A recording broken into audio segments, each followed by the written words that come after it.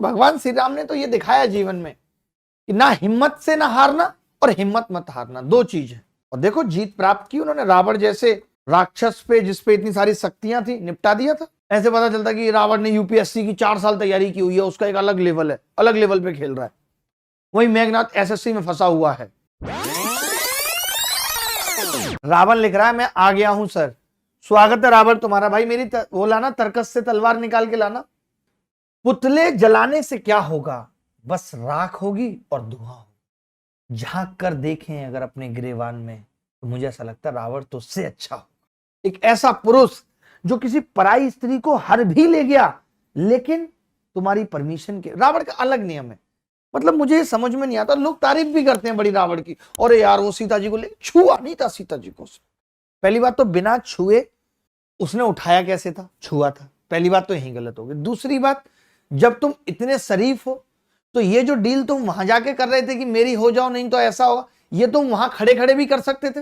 वहां खड़े खड़े ये डिसाइड कर लेते कि सीता जी आपको मेरे साथ चलना है नहीं चलना है, ये देखो मेरे मोबाइल में ये मेरी सोने की लंका है, मैं ये, वो वहीं पे डायरेक्ट मना कर देती। तो तुम्हारे नियत तो तुम्हारी खराब थी। ऐसा हो सकता है कि वहां जाके अपनी पत्नी मंदरा के डर से तुम ऐसा नहीं कर रहे थे, मंदोदरी के डर से, मुझे जो लगता है। क्योंकि गलती आपने की है, पूरा फॉल्ट किया है आपने, आप गलती पे हो। आपने मारीच को पहले उस तरीके से भेजा, मां सीता को छल से हरने की कोशिश आप की, वो बेचारी चिल्लाती रही, अपने गहने उतार के फेंकती रही, और वहां जाके तुम शराफत दिखा रहे हो अपने एरिया में। भैया बदतमीज तो तुम थे। मैं गलत कह रहा हूं, आप बताओ।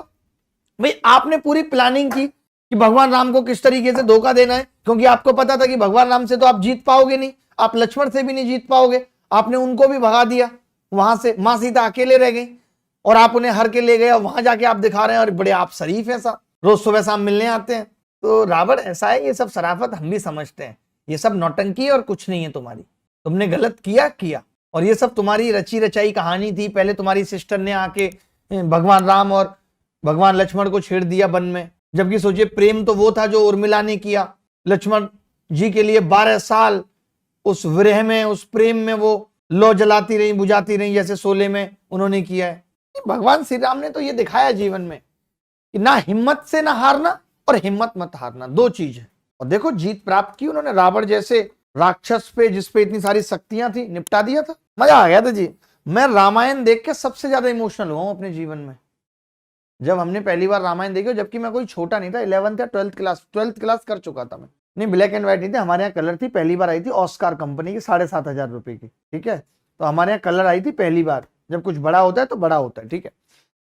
और बेस्टॉन की सीडी थी, दोनों ही फूक गए थे 1 महीने में।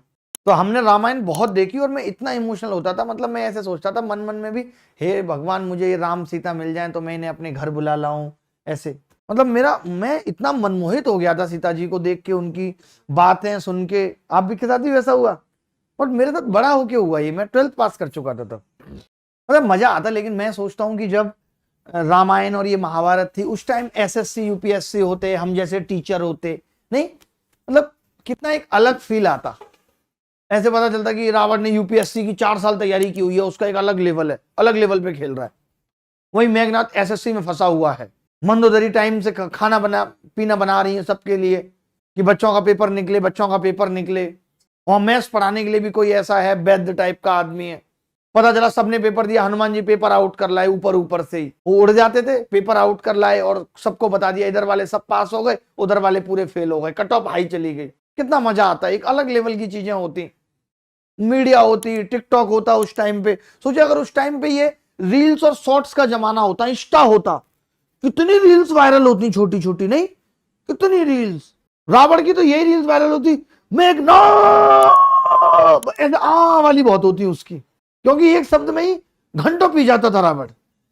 और वहीं पर रावण के नाना की रील वायरल हो रही है, और वो रील वायरल होते हुए इधर तक आ पहुंची, और सॉन्ग लग रहे हैं फिर वहां पे, यही रात अंतिम, यही रात भारी।